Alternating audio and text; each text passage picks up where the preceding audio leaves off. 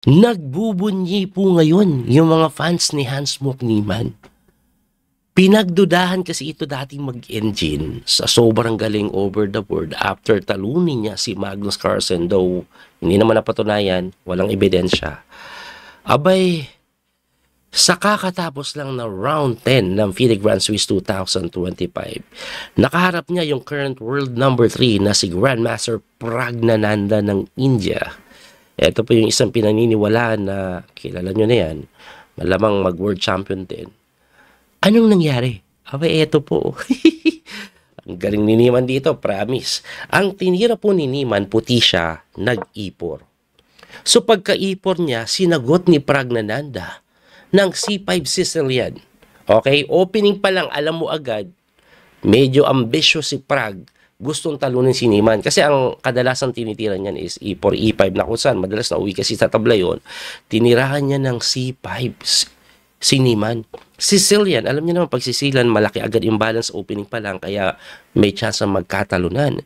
Ang sinagot po dyan ni Niemann, nag-knight F3 na sinagot naman ni Prag ng knight to C6. Ang common is D6. So, no? Ang knight C6, well, hindi ka nag-D6. Ang kadalasan ginagawa dyan yung mainline na capture na ganito. Pero sa top level po ngayon, kadalasan ang tinitira na nila yung Rosolimo, Bishop B5. Yan po yung ginawa ni Niemann na sinagot ng G6 at mukhang preparado po. Ito pong si Praggnanandhaa, pagka G6, nag-castling lang si Niemann, Bishop G7, mabilis tumira si Prag, mabilis din si Niemann, nag-rook T1, common idea po yan. Ang ginagawa po dyan kasi mag-A6 yan, aatras po yan dito. Si Prag naman, ang ginawa, nag-knight to D4, hitting the bishop at kinapture lang.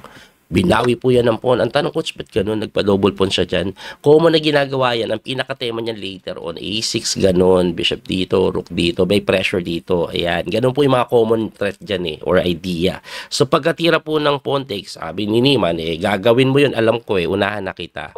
C3 na po. At pagka C3, sinagot lang ni Prag ng E6. Ang idea ng E6, magna-knight siya dito, tapos magkakasling. At pagka E6, tumira si Niemann nang medyo natagalan siya dito, knight to A3. Tagal nag-isip. 16 minutes nag-isip. No? So tingnan yung oras niya, 18 minutes na po ang kalamangan ni Prag dito. At pagka-develop niya po ng knight, ito pong si Prag, instead na itira yung normalan, knight E7. Aba, siguro medyo nanibago siya sa knight A3. Tumira po ng A6 muna. Novelty na yan. At yan po ay pinag-isipan ng matagal ni Prag. So A6 hitting the bishop, umatras. Pagkatsa sa nag-knight E7, and then kinapture ni Niemann yung D4. Siyempre, iisipin mo, babawiin. Pero hindi ginawa yun ni Prag. Ang idea kasi ni Niemann, kaya niya daw po tinix yan. May tirada pong ganito pagkabawi, tas D4, lakas ng sentro. Pero na-underestimate niya daw yung tiradang simple castling. Kinaslingan lang. Anong reason? Ito po reason. Kasi magna-knight C2 yan. Depensahan natin, wag natin ibigay. Magna-knight C6. O, diba? Talagang mapapressure pa rin. Kaya ang ginawa po dyan ni Niemann, hindi na madepensahan ng ibang piyesa. Tinulak na lang. Pagkatulak, kinapture, takes, and then nag-knight D4 na sinagot lang po ng D3 para po makalabas yung bishop. Pagka D3, nag-D6 yan para makalabas din yung bishop. At dito po, pagka D6, medyo natagalan na si Niemann. Tingnan nyo yung oras niya, 1 hour and 2 minutes. Niemann decided to capture on D4 na ginamitan niya po ng 22 minutes. Anong reason? Saan daw siya tumagal dyan? Kasi pagka knight takes D4, obviously babawiin. Ngayon, dito po siya natagalan kasi gusto niyang madepensahan ito. And one way to defend that is Queen B3 later on. Of course, hindi pa po malabas ito dahil may kain dito. So, ang pinaka gusto niyang depensa is Queen B3 para po pag nag-Queen A4, depensado nga. No? Ang problema, may nakita siyang malalim na tira. Tagal niya daw ito pinag-isipan May nakita siyang Bishop takes F2. Na, pag kinapture, may check.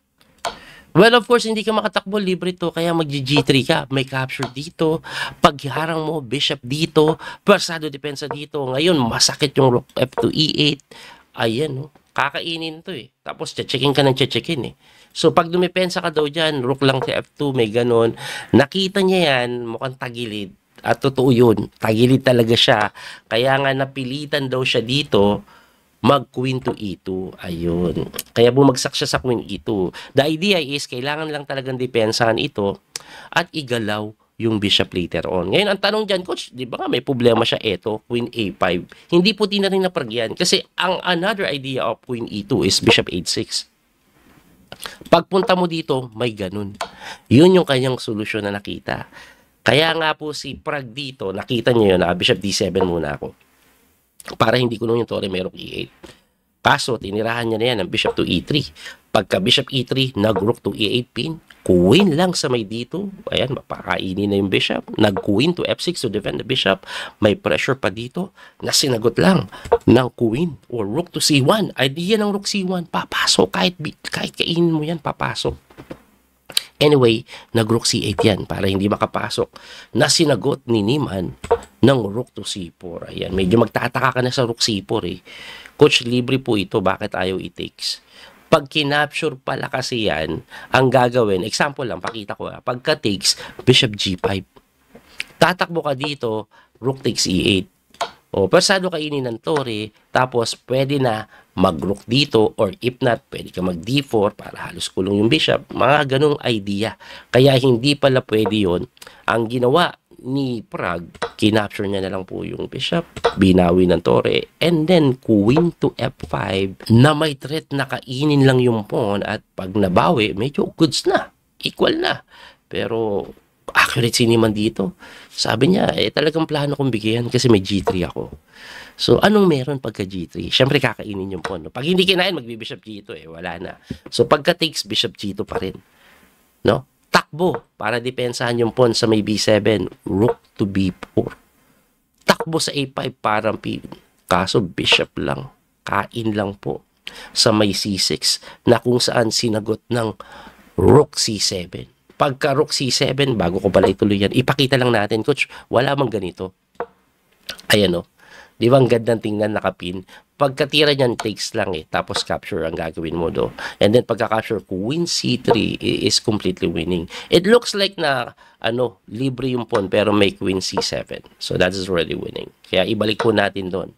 Kaya ang ginawa po niyan is nag-rook C7, kinapture pa rin po yung tore, binawi po ng bishop, and then sinagot ni Niemann ng hindi number 1 engine move. Ang pinapatira po kasi ng engine dito, igalaw na daw po ito, i-atras mo either dito or dyan para wala na siyang pressure. Tapos hindi naman po makapture pa ito dahil may pressure na ganun later on para makapasok na yung tore sa B8. Kaso ang ginawa nga ni Niemann is nag-queen E1.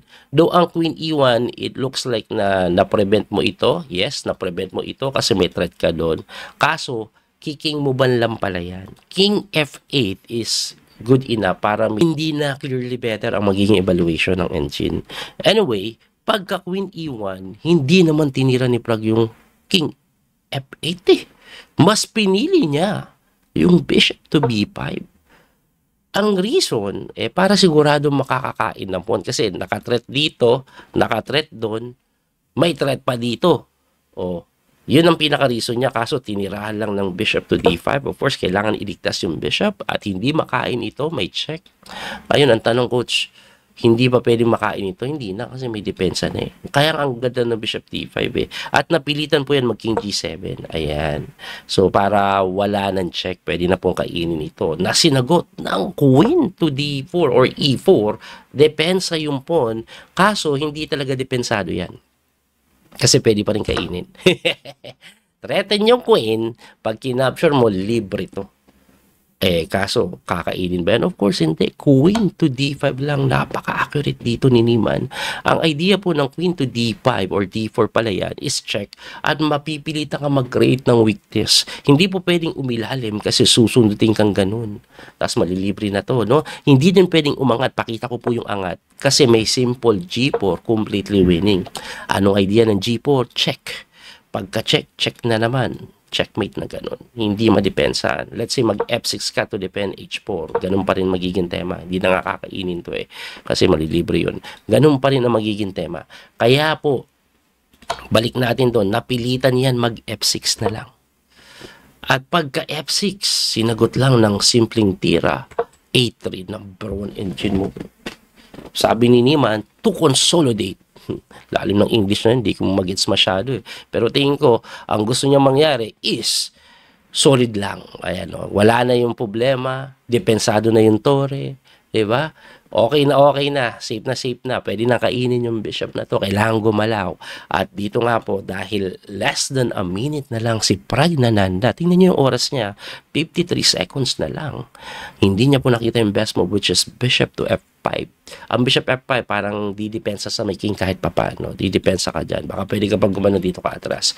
Mas pinili kasi ni Prag yung bishop to E7 na medyo active play kasi pwedeng chumek tapos chumek na naman, mas pinili niya yun, no? Ang problema pa pala, pakita ko lang, ang maganda pa pala sa bishop F5 is this, no? Later on, in case na gumalaw yung tore, pagka check mo dito, aangat kang ganito, may tirada na ano daw mga bishop ganun, mga nakakatakot.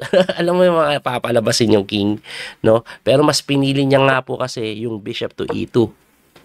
No, ang bishop E2 mali, sinimplihan lang ni Niemann ng H3. Passing out para hindi mate. And according to Niemann, another idea of H3 is dito. Pwede din daw H4 pero ayaw niya makapunta dyan and to give square din dito somehow. Yan yung kanyang sinasabi.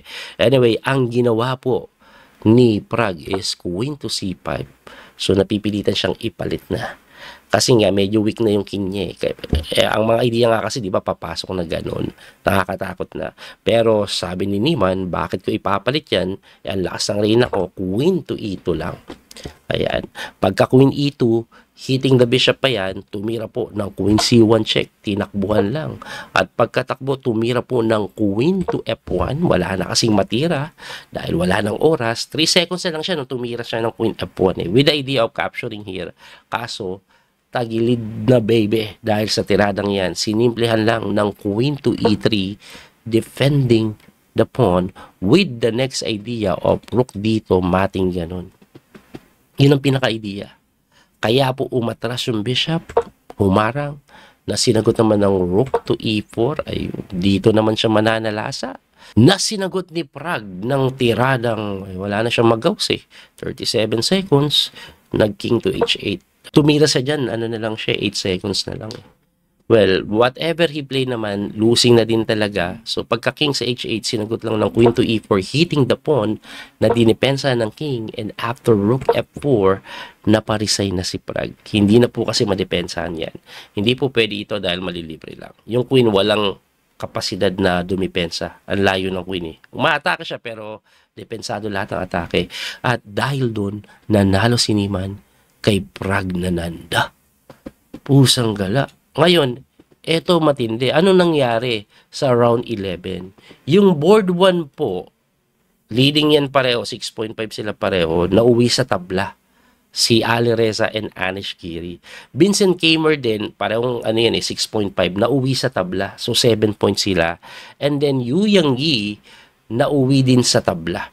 Okay? Tapos, ni Halsa rin, natabla kay Abdo Satorov. Si Abi Manyumesha, maganda yung laruan, tabla kay MBL. At eto na nga, si Hans Moknima na nasa board 6, ang tanging nanalo sa top 10 boards. I'm sorry, nanalo din pala sa board number 10 si Bidit. Sa board number 9, tabla si Sindarov at si Abanpori, si Tabatabay tabla kay Mami Charov. Yun po ang mga nangyayari.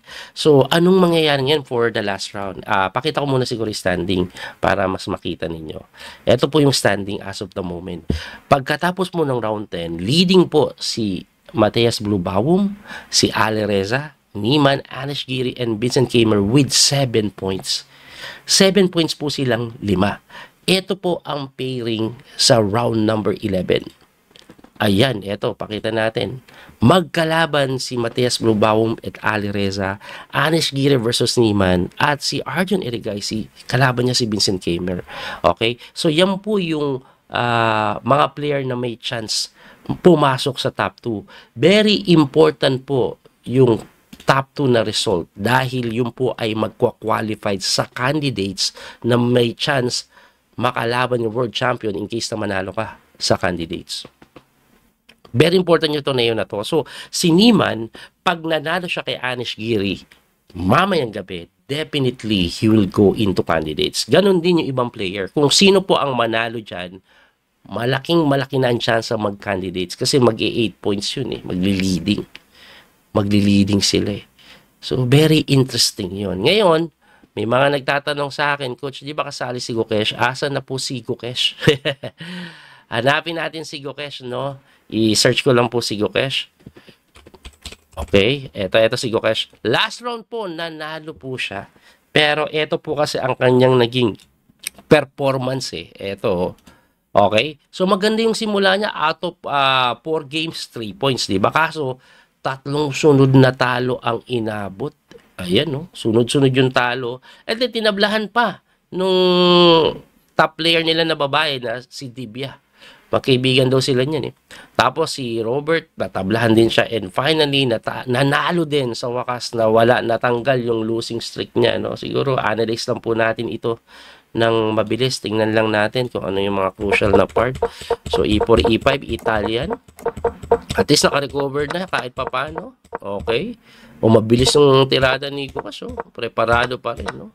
Preparado pa rin. Oh, grabe ah. Medyo nangangapa na dito. Okay. Binigay lang yung pawn. Dahil doon. Oh. Aba, sa bayan ah. Anong kumain? Hindi sa... Okay. Okay. 1 pawn up. Yun. 1 pawn up lang. Tingnan natin yung endgame skills ni Gukesh. Ayun. Nag-resign na dito. Bakit siya nag-resign? Ba't siya nag-resign? Nainis na siya. Gaganito lang Ano mangyayari?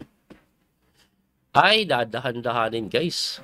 Pusa gala, no? Papabagsakin to. Kaya nag-resign na. Anyway, ayun nga po, 5 out of 10 lang si Gukesh, no? Layo, wala sa, 50%. Given na siya po ay ang current world champion. Anyway, abangan po natin yung susunod na mga laban. Gusto ko sana mag-livestream kaso may turo ako. Pag maaga akong natapos or nagturo ako, tas okay pa rin po. Naglalaro pa rin sila pagkatapos ko magturo. Lalive ako. Muli ito po yung Coach PD Master Daniel Kauso. Maraming pong salamat sa inyong suporta. Hanggang sa muling magkikita. Don't forget to like and share, follow and subscribe. God bless po. Thank you. Bye-bye.